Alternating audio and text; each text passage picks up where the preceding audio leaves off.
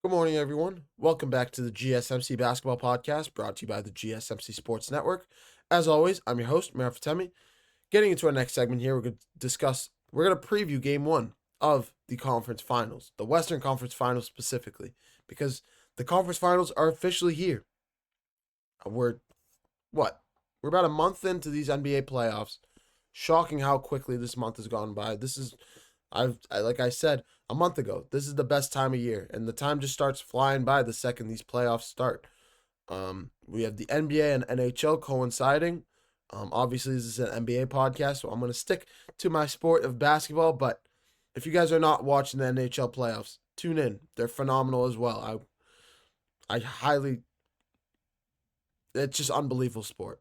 This is an unbelievable time of year. But this month has flown by, and it's time for the conference finals, the final four of the NBA. Game 1 between the Oklahoma City Thunder, and Minnesota Timberwolves. Game 1 kicks off later tonight in what is going to be a phenomenal series. And I mean it when I say phenomenal. This is going to be a phenomenal series. This is going to be one of the best. This is on par for Nuggets Thunder, Clippers Nuggets. I'm trying to think of another one. Even Pacers Knicks was a great series. There are a lot of great series in this year's NBA, but in this year's playoffs, but this is going to be up there for one of those best series. But before I move any further, I'd like to remind you guys to please like and follow the show for more GSMC Sports Network content. Also, we get a number of questions from viewers that come in during the show, so to ensure that your question gets read on air, I ask that you use the tips and donations link at gsmcpodcast.net. This puts your question at the top of the list so that I see it, and also really helps out the show. Again, the link is gsmcpodcast.net for all your questions and comments. But let's get right back into it here, because this is going to be one of those longer segments. There's a lot to unpack here, because we have no idea what to expect. These are two teams that have never played each other in the playoffs, and two of the youngest teams in the playoffs. You have Anthony Edwards on one side with Rudy Gobert, Julius Randle, Nickeil Alexander-Walker, Mike Conley, Naz Reid. I'm missing one, and I can't remember his name. Jaden McDaniels, sorry. Jaden McDaniels, how am I forgetting your name? You're one of the best wing defenders in the NBA. That's the Timberwolves. On the Thunder side of things, you have Lou Dort, Shai Gilgeous-Alexander, Jalen Williams, Chet Holmgren, Isaiah Hartenstein. These are two squads, absolute squads, that are going to go to war in this series. I think this is easily a 7-game series, and it's going to be a phenomenal series. Really going to be a phenomenal series. We'll start with the Thunder side of things. For the Thunder in this series, you have to, if you can recreate, this is going to be kind of, let me start with this. If you can recreate what you did in Game 7, this series might be over in 5. Because there's one thing the Timberwolves get exposed for time and time again when their offense gets inconsistent, and that is their shooting, or that is their offensive flow. That is their turnovers. That is their inability to pass the ball and get their guys open open for open shots.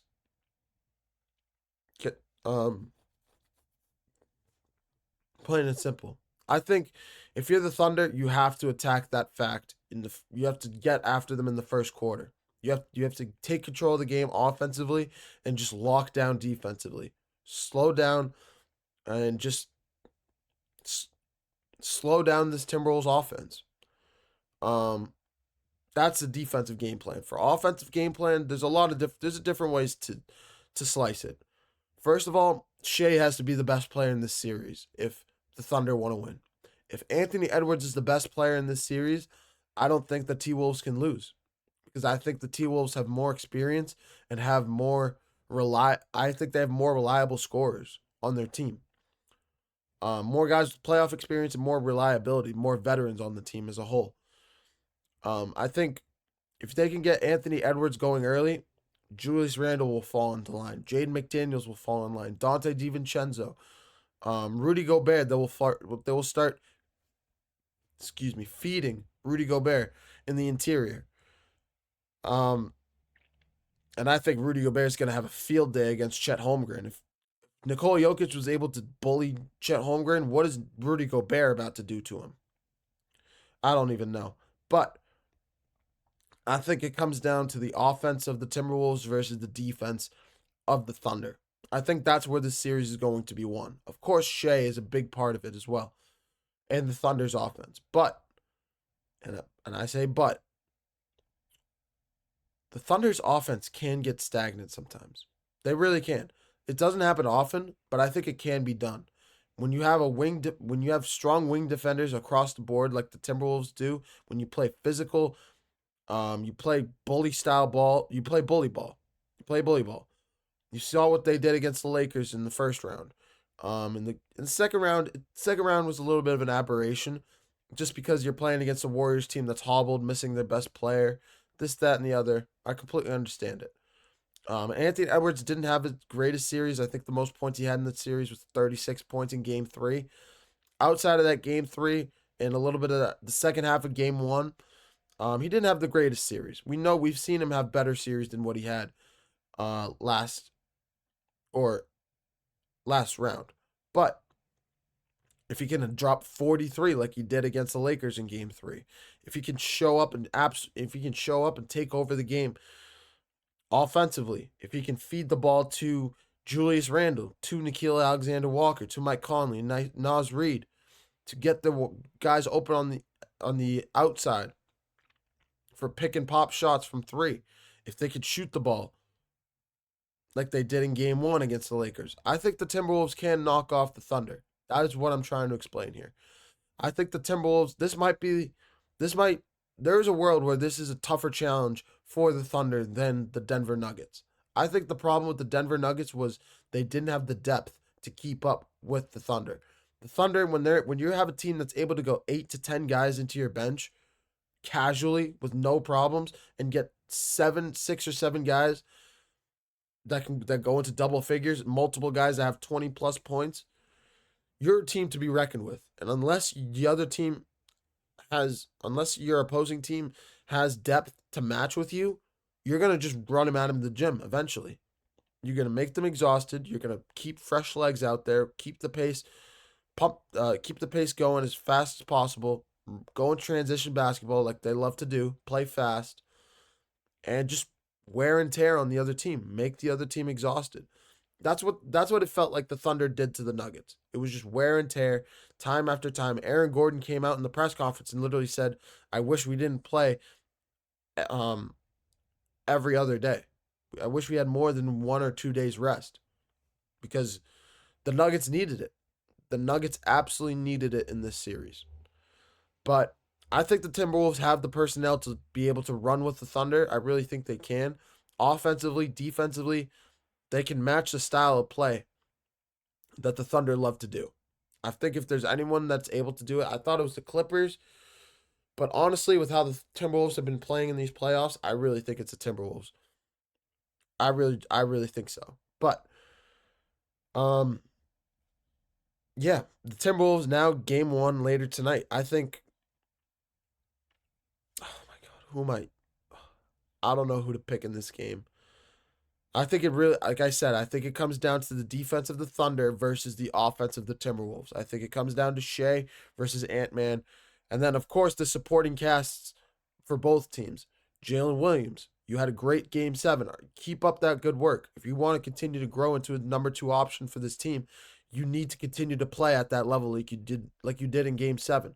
24 crucial points from Jalen Williams in that Game 7 against the Nuggets. And even though the Thunder blew out the Nuggets, it was a close game to start regardless. So Jalen Williams made some big shots down the stretch, and he was a big reason why they won that game. If the Thunder want to win this series, he's going to need to continue to play at that level. He really does. Shooting the ball he's an exceptional shooter. We saw him play as an exceptional shooter in the regular season, be a legitimate number 2 option in the regular season, but in the playoffs, it's just a different story. It's a different game. It really is just a different ball game.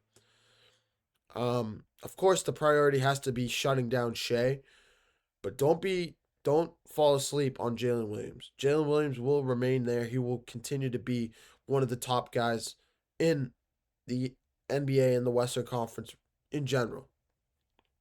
I have the Thunder winning game one, especially since this game is in OKC. I think they're going to come out firing. I really do. The Timberwolves have had a little bit of rest, so I think this game could be really close. I don't think it's going to be a blowout, but but I have to give the edge to the Thunder just because of their play, their continuity, um, and beyond. It'll be like a 5-point win, but it'll fall to the Oklahoma City Thunder. That's my take on it. That's my prediction. But I'm going to take a short break. Coming up next, we're going to switch gears over to the Eastern Conference and talk a little bit about the New York Knicks. Is this year's New York Knicks team the best chance that the franchise has had to a championship since 1971? The last time they won the NBA championship. They've been to multiple chips since, and this is their first conference finals since 2000. There's a lot on stake. There's a lot at stake here for the New York Knicks, and we'll tackle everything in the next segment. You're watching the GSMC Basketball Podcast, brought to you by the GSMC Sports Network. Don't go anywhere.